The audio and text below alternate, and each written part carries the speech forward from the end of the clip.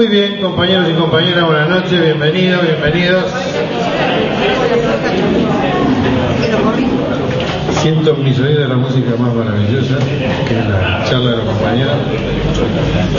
Buenas noches. Bueno, edición número 472 de la Mesa de los Sueños, de los compañeros de Utopía, de la agrupación Oestergel.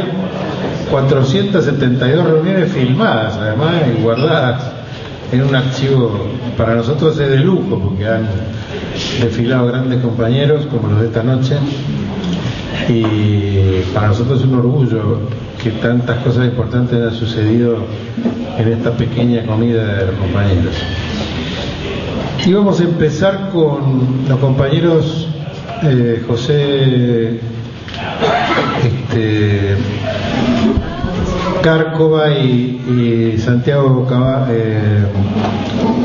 Kuhlman, los compañeros que están con Eduardo Frei en la campaña de Chile, pero hubo un veto de algunos compañeros respecto de Eduardo Frei, que es una especie de Fernando de la Rúa, digamos, chileno, y digamos, sé que el compañero, que Piñero, de la derecha chilena, va a ser el ganador de la primera vuelta, que en la segunda vuelta no se sabe quién va a ser el segundo, que es probable que sea Frei, entonces hay que apoyarlo, como apoyaríamos a de la Rúa frente a Videla,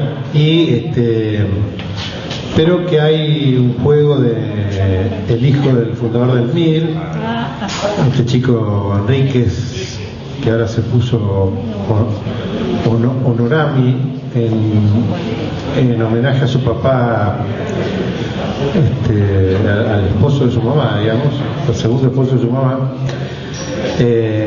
que bueno, que es probable que no llegue a ser el segundo del balotaje, pero que es el más parecido a los compañeros peronistas, el más populista de los chilenos. Entonces, bueno, en homenaje al veto de los compañeros, hemos decidido no iniciar esta noche con los compañeros que iban a argumentar a favor de Frei. Así que no nos metemos en la interna chilena, por respeto, básicamente. Muy bien. Esta noche la hemos dedicado al tema de la economía social. Tenemos muy importantes invitados y muy importantes presencias que se han acercado porque son compañeros, porque nos quieren, porque están en Buenos Aires y porque tienen mucho que ver con este tema.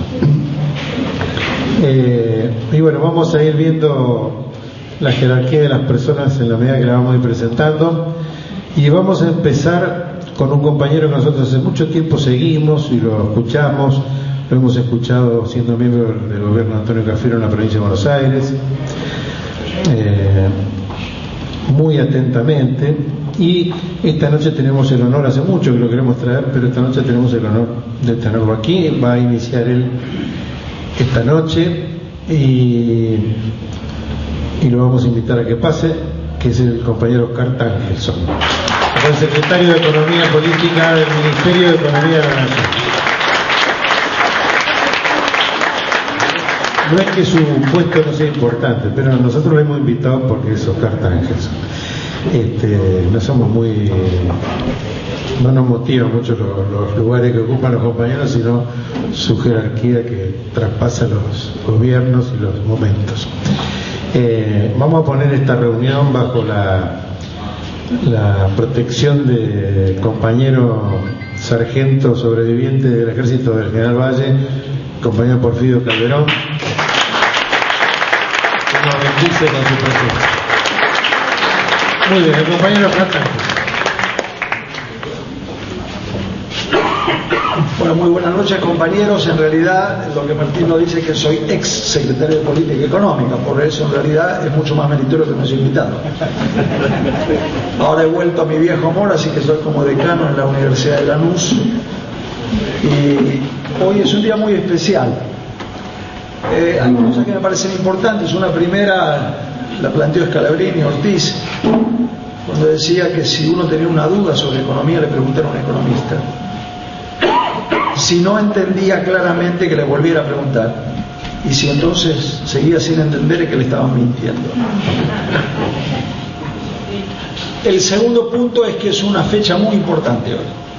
Con algunos de los compañeros que están aquí presentes, estuvimos hace unas horas en el Congreso porque se conmemoraban 60 años de la firma de un decreto del general Perón, consignando la desaparición de los aranceles de la educación superior. Algo que parecía que no era nuestro.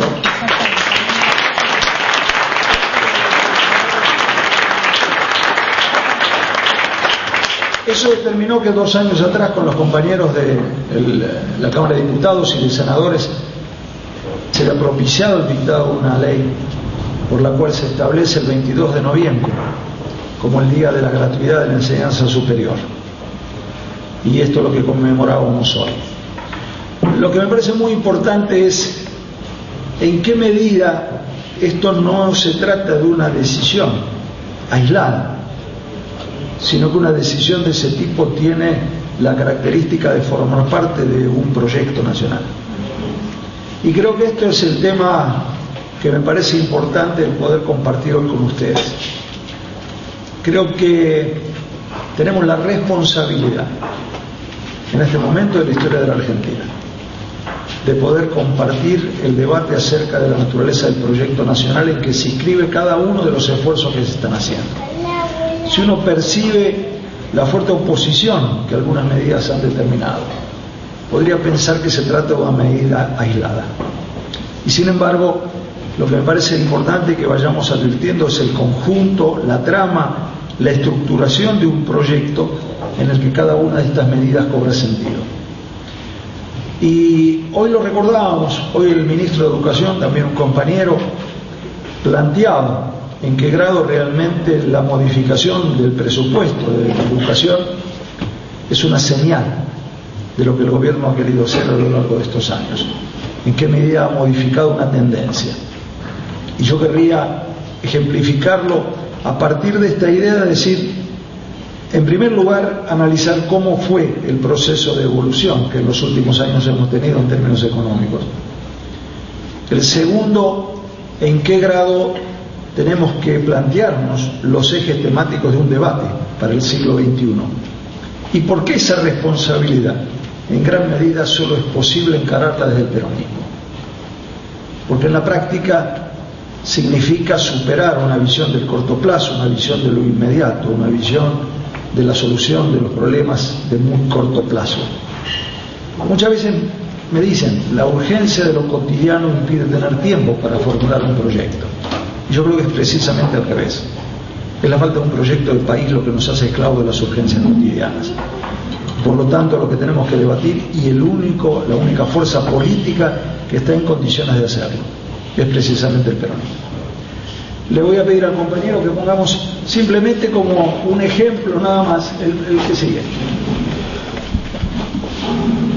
Esto que ustedes ven acá no es un electrocardiograma, que parece, y produjo varios electrocardiogramas.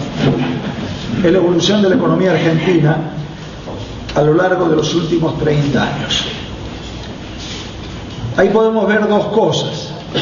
Una, la enorme volatilidad del crecimiento, cómo subíamos y bajábamos, cómo generaba incertidumbre, y esa incertidumbre en lo económico se convierte necesariamente en problemas desde lo social.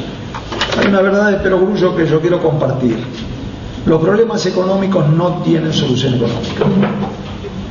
Los problemas económicos tienen solución económica, social, política, cultural, educativa, antropológica, ética. Es una cosa mucho más compleja. Tiene que ver además con la visión de largo plazo que tengamos como sociedad. Lo que ocurrió allí, por una parte, es esa fuerte caída y subida de la economía del país, y eso significaba incrementos del desempleo, creación de pobreza.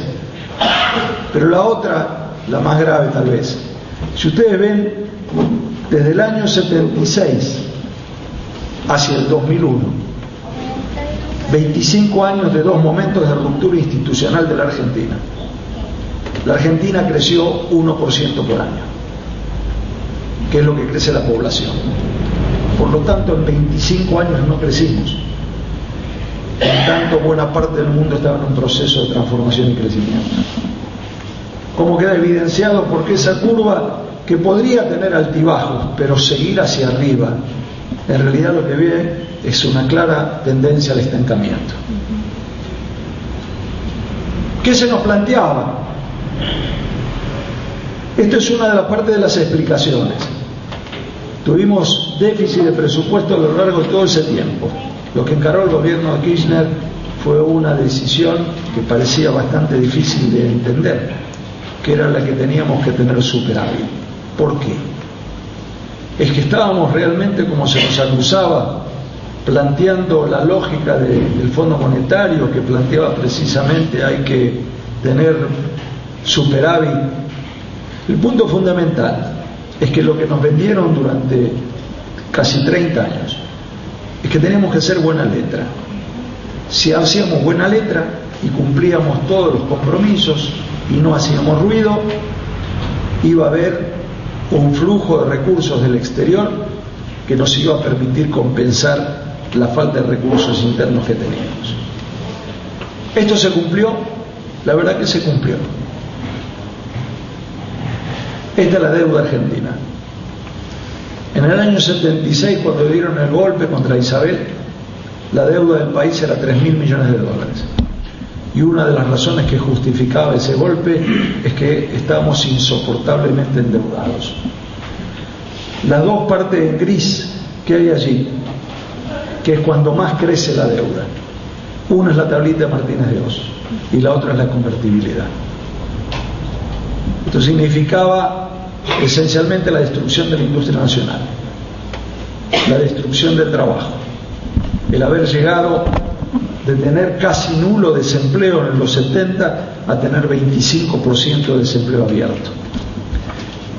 Las cifras no importan, lo que digo es la experiencia que hemos vivido cada uno de nosotros, salir a la puerta de la casa y saber que en la manzana, en que antes había un tallercito o una pequeña fábrica, había cerrado y la gente que trabajaba ahí había dejado de hacerlo.